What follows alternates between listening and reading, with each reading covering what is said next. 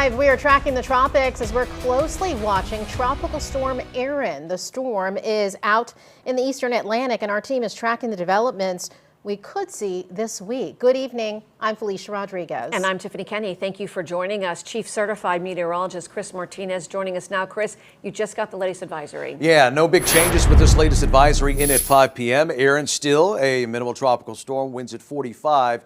Latest advisory coming in. The only change is it is now moving towards the west, a little quicker towards the west at 21 miles per hour. Will become our first hurricane of the season eventually as we get closer towards later this week, Thursday into Friday. In fact, it could even reach major Category 3 status by the weekend as it moves towards the north of the Lesser Antilles by this weekend. But look at the models again, and the good consensus and what have we been seeing over the past few days as the trend is it'll move towards the west, and then all models want to take it up into the open Atlantic and curve it before it moves closer towards Bermuda or even the Bahamas and even the United States. So it's on our radar. We're going to be watching this very closely.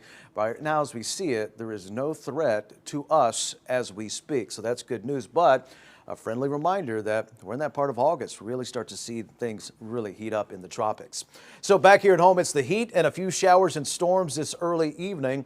You got to go up towards Blue Cypress Lake and towards inland Okeechobee County to get a few thunderstorms there. Outside of that, it is hot and it is humid, but a beautiful day at the beach. Live look right now as we take a look at Jupiter Beach. Looks good there. Numbers tonight, upper 70s and lower 80s. Rain chances go away. And in fact, we turn them down. We trim those rain chances out over the next few days and increase the heat. We'll take a look at that, have another check of the tropics, and of course, a first peek of your weekend forecast coming out. Flay?